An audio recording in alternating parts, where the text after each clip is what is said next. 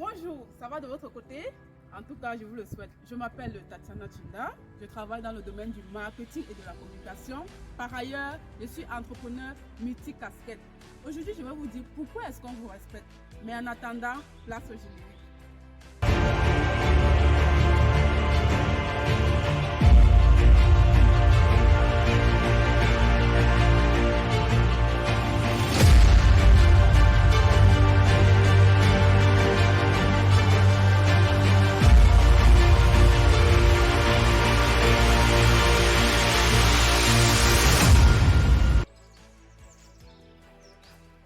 On est arrivé en Allemagne il y a un peu plus de 4 ans. De toute façon, j'avais atterri comme un gros sac de macabo accidentellement tombé du camion.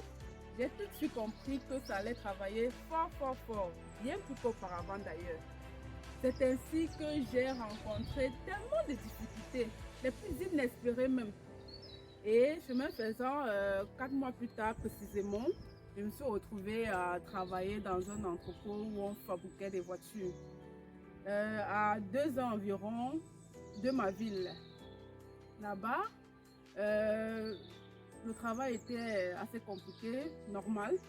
C'était ma première expérience plutôt douloureuse parce qu'on m'avait mis notamment à l'endroit où il fallait faire le montage. Parce qu'en fait, vous devez savoir, il y a plusieurs catégories, il y a plusieurs endroits autant pour moi où on travaille. Il y a ceux-là qui font de la peinture, etc. Il y a ceux-là qui sont censés faire le tri des pièces à envoyer aux autres qui vont les monter sur les voitures. Et donc moi j'étais précisément à cet endroit-là où on fait de montage des pièces sur les voitures. On utilise des gros visseurs électriques. C'était vraiment très compliqué, douloureux. Et à cette période précisément, je vivais dans une chambre avec 4 autres filles qui travaillaient aussi. Chacune d'entre nous travaillait. En fait, il y avait 2 d'entre nous qui travaillaient dans l'après-midi et 2 d'entre nous qui travaillaient tout le matin. Et chaque semaine, on changeait. Donc, on changeait. D'autres travaillaient le matin et d'autres travaillaient le soir. C'est alors qu'au bout d'une semaine, je rencontre une difficulté, à savoir, je rentre à 23 h du boulot.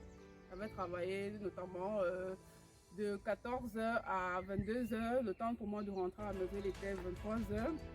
Je me lave, je mange. Et puis, lorsque je m'apprête à faire une transaction, je me rends compte qu'il y a une transaction en cours. Donc, en fait, mon téléphone me signale qu'il y aura une transaction dans les prochains jours. Et c'était pas d'une moindre somme. Transaction que, voilà, ça ne me disait rien du tout et je ne savais pas du tout à qui devait être viré cet argent. Qu'est-ce qui s'était passé? Bref, pour moi, en gros, il y avait un problème. Compte tenu du fait qu'il était il y a plus de minuit et que tout le monde dormait déjà, je me suis dit, bon, le lendemain, je vais aller directement à la banque et puis je vais leur demander ce qui se passe avec mon compte. Le lendemain matin, à 9 h, je me rends à la banque donc pour poser le problème. Et puis la réceptionniste me dit qu'on ne peut pas résoudre le problème comme ça. Pour cela, il faut un rendez-vous. Je lui dis d'accord, elle me donne donc un rendez-vous. Le jour suivant, à 10 h 30 précisément, je sors et puis je me dis, ah, c'est bizarre. De toute façon, je suis nouvelle ici et voilà, avec tous les problèmes que j'ai déjà rencontrés, il ne faudrait pas que je laisse la chose comme ça. Bref, si après on me dit, voilà, l'argent, voilà, en fait, on me raconte une histoire où tout dépasse mon entendement, ou alors, voilà, je suis perdante dans tout ça, ça ne m'arrange pas du tout. C'est alors que je fais appel à un ami qui travaillait aussi dans l'entrepôt à Mété. Et je lui pose le problème, je dis voilà, j'ai eu un cas comme ça, est-ce que tu as déjà entendu parler? Parce que mon ami, en fait, lui, il avait fait 3 ans en Allemagne. Donc, il connaissait un peu comment est-ce que ça fonctionne et tout ça, contrairement à moi qui était là que depuis 4 ans seulement. Depuis que 4 mois, autant pour moi, seulement. J'ai dit bon, il me dit non, il n'a jamais rencontré ça. J'ai dit que bon, voici, on m'a demandé de revenir le lendemain afin de résoudre le problème. On ne sait jamais, je souhaiterais que tu m'accompagnes. Comme ça, si on arrive là-bas, on entre Messissia, tu bombes le torse. Il dit ok, d'accord, on va aller ensemble. Le lendemain arrive donc, c'est donc rendez-vous devant la banque à 10h20 au plus tard. On arrive donc et puis je présente le ticket à la réceptionniste qui me l'avait donné. Elle me dit, ok, dirigez-vous au fond de la salle, la dernière pièce qui a les vitres transparentes, les vitres et portes transparentes. C'est là-bas qu'on va vous recevoir exactement à 10h30. Il dit, ok, on s'en va donc, on s'assoit là-bas. Donc là, il était à 10h25. On s'assoit, on attend. Entre-temps, à côté de nous, il y avait un couple, ça fait comme jamais. On aurait dit le roi et la reine d'Angleterre. Parce qu'ils étaient attirés à 4 épingles. Ils attendaient aussi le rendez-vous. Ils attendaient aussi leur rendez-vous puisque le carré où on était le petit endroit réservé aux attentes de cette salle-là était ce petit carré-là. Et puis dans la salle en question, on pouvait voir qu'il y avait 2 autres personnes qui étaient assises là, on les recevait. Donc je savais d'office que après eux, c'est notre tour. On reste donc 10 minutes, c'est cool. Il est 10h35 par là. Et puis, compte tenu du fait qu'on devait aller travailler dans l'après-midi, on regarde le temps parce que le temps de rentrer, la banque était un peu loin de la maison. Et on était censé sortir de la maison à 13h pour aller au boulot, afin de commencer le boulot à 14h. On regarde nos montres et puis voilà mon ami qui me demande, Cathy, tu es même sûre qu'on va nous recevoir aujourd'hui? Il dit qu'en tout cas, elle saura gérer son dilemme. Commençons à nous asseoir déjà sur une fesse parce que dès que les gens se lèvent, il faudra qu'on soit devant la porte. Voilà, alors on attend encore 10 minutes environ. C'est à ce moment-là que ceux-là qui étaient dans la salle se lèvent et la dame en question avec elle. Comme convenu, nous étions presque devant la porte. Et je lui présente dans mon ticket que voilà, j'ai rendez-vous à cette heure-ci. Elle me dit, elle se dirige plutôt rapidement vers le couple, le roi de la reine d'Angleterre. Et puis, c'est à ce moment-là que je me rends compte que eux aussi, c'était mis debout. Donc, apparemment, on avait les rendez-vous sensiblement à la même heure. Et elle me dit, non, patientez, je vais d'abord recevoir. Elle dit que non, nous, on va aller travailler. Donc, vous devez nous recevoir demain. Elle dit, dans ce cas, revenez demain. Revenez demain, on va vous recevoir. Et elle me bouscule pour aller plutôt accueillir ce couple-là. Alors je dis, mais il me dit intérieurement, mais on est où là? À la base, mon tempo est tonifié. Mais quand on ajoute un brin d'énervement, ça crée l'écho. C'est alors qu'elle lui demande, je suis cliente ici, oui ou non? Elle était à quelque part de moi, mais elle pouvait m'entendre comme si elle était face à moi. Donc, elle revient rapidement en courant et me dit, non, madame, ne vous en faites pas, on va vous recevoir tout ça. Je lui dis, j'étais déjà ici hier. Et aujourd'hui, j'ai ramené mon ami avec moi parce que j'ai un souci qui devrait être déjà résolu parce que ce n'est pas un souci moindre. Et puis là, j'ai attendu, mon heure est passée et vous me demandez de revenir le lendemain. Nous, on travaille et on n'est même pas dans de la ville pour commencer. Elle me dit, voilà, elle explique les clients là, on doit aller. En fait, elle me faisait comprendre en gros que voilà, ce sont des clients prioritaires, ce sont des clients. D'après ce qu'elle m'a dit, j'ai compris que certainement ce couple gardait tout l'argent de leur consortium dans cette banque-là. Après, pour moi, ça ne se faisait pas, dans la mesure où, voilà, il n'y a pas de petits clients.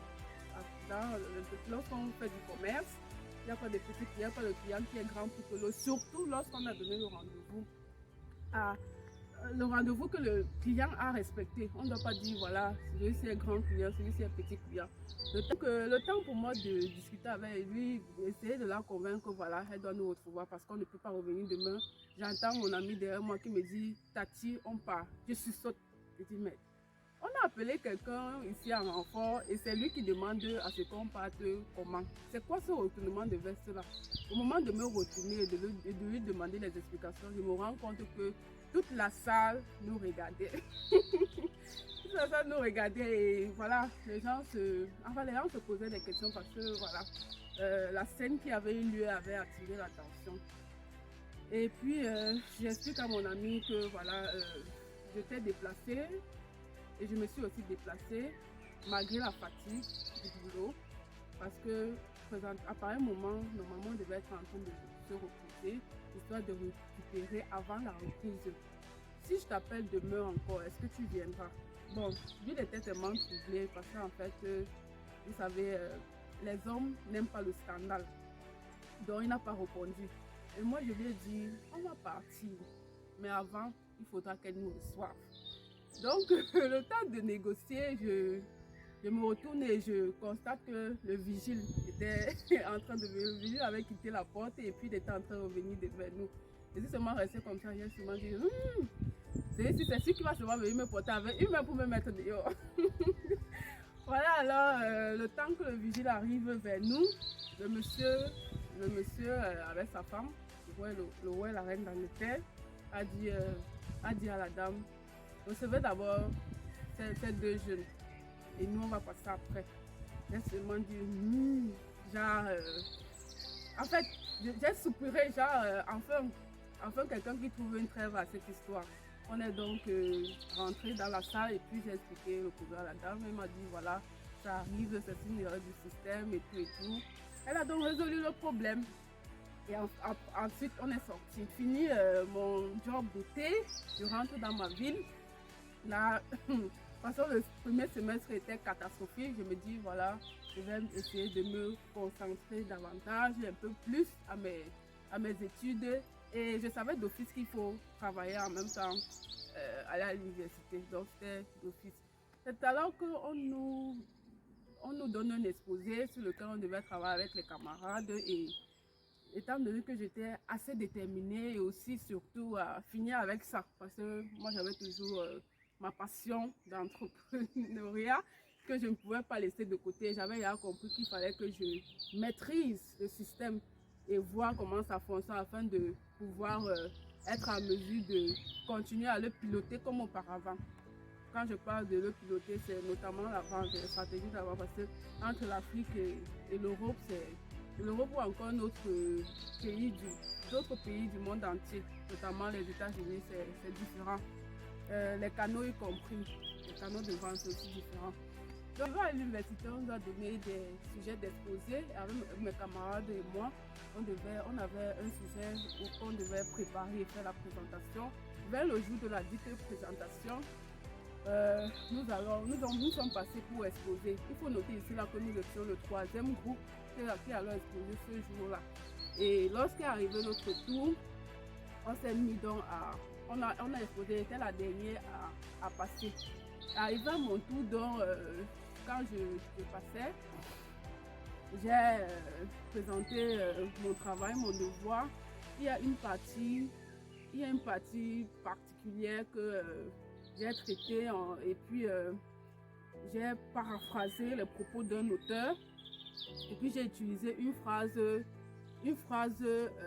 transitive pour passer à une autre partie et j'ai un peu nuancé ça pour créer un peu de style.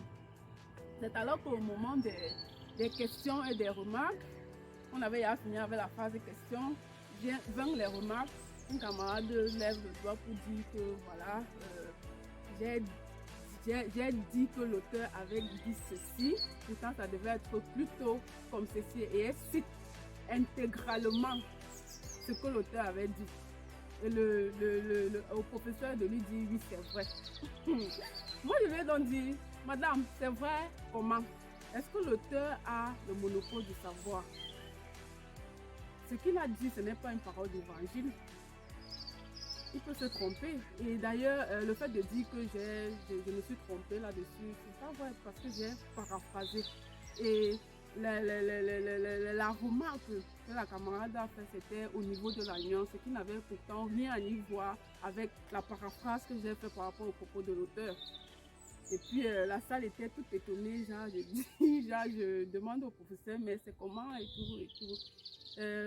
Le professeur a dit, bon, comme elle avait un extrait du devoir en main, elle a regardé la partie, le temps de regarder la partie, elle rebondit là-dessus.